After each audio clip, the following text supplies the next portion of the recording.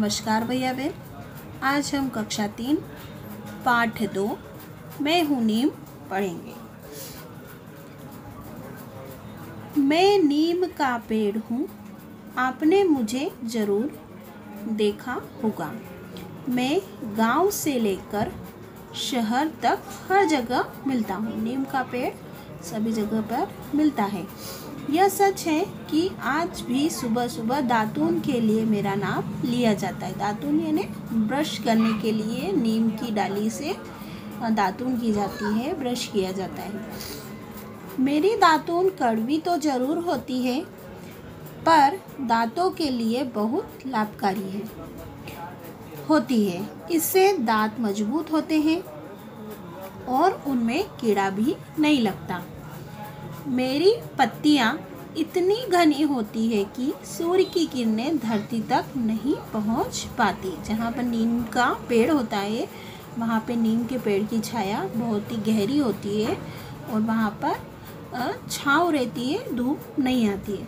मेरी सघन शीतल छाया में बच्चे खेलते और पशु आराम करते मिल जाते हैं। सघन यानी घनी छाया, जो सघन बोल रहे हैं वो क्या है, घनी छाया में बच्चे क्या करते हुए खेलते और पशु बैठे हुए हमको मिलते हैं। गांव में बड़े बूढ़ों की चौपाल मेरे ही नीचे जमती है। चौपाल यानी नीम के पेड़ के नीचे बहुत सारे लोग इकट्ठे होकर बातचीत करते हैं, तो उसे कहते हैं चौपाल।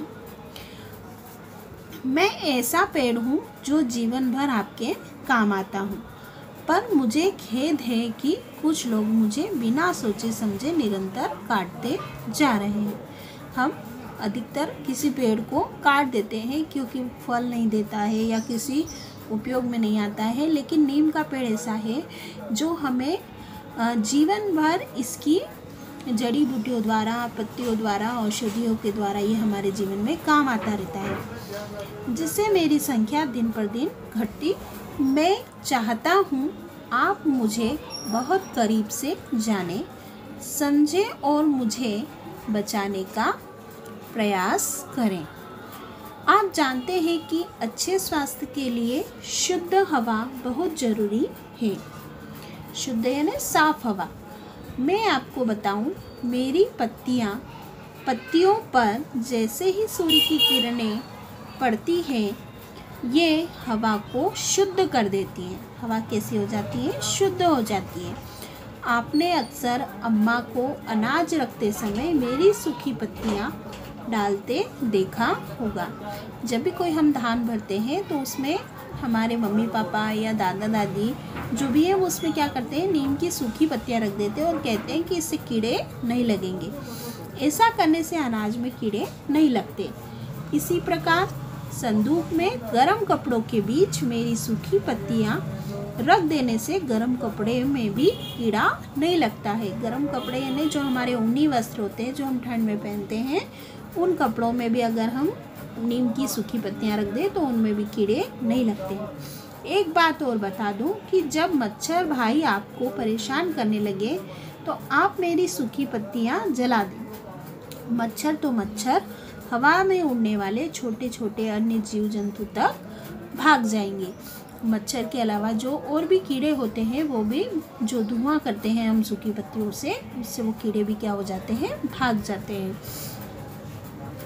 मेरे पेड़ पर फूल और फल भी लगते हैं।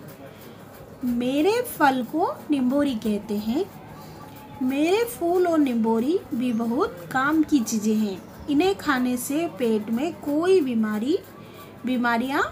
बीमारियां दूर हो जाती है। बहुत सारी बीमारी ऐसी होती है जो नीम की पत्तियां खाने से क्या हो जाती है, दूर हो जाती है। निम्बोरी की गुठली से तेल निकलता है। इस तेल से साबुन बनाते हैं। निम्बोरी की गुठली का तेल और इस तेल से बना साबुन फोड़े फुंसियों को ठीक कर देता है। हाँ, तेल बनाने के बाद जो खली बचती है वह खाद के काम आती है। बच्चों को फुंसियाँ बहुत तंग करती है। अगर फुंसियों पर मेरी छाल घिस कर लगा दे तो ये फुंसियाँ बिल्कुल ठीक हो जाएगी। ये फुंसियाँ क्या होगी, मेरी छाल अगर घिस कर लगा देते हैं तो ये भी क्या हो जाती है, ठीक हो जाती है फुंसियों पर लगाने से नीम के पेड़ की छाल।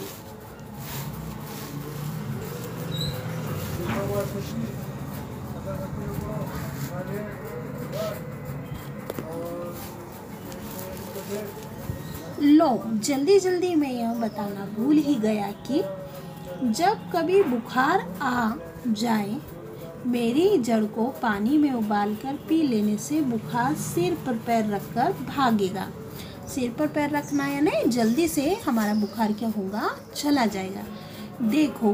देखा आपने मेरी सभी अंग यानी शरीर के हमारे जितने भी हिस्से होते हैं वैसे ही पेड़ के भी अंग होते हैं। जड़, तना, शाखा, पत्ती, फूल किसी न किसी काम में लाए जाते हैं। अब तो आप जान ही गए मैं बीमारियों को भगाने वाला पेड़ हूँ। क्या गांव क्या शहर सब जगह लोग मुझे लगाते हैं और मेरी ठंडी छाया में बैठकर सुखी होते हैं। इसीलिए नीम के पेड़ को बीमारी भगाने वाला पेड़ भी कहा जाता है। धन्यवाद।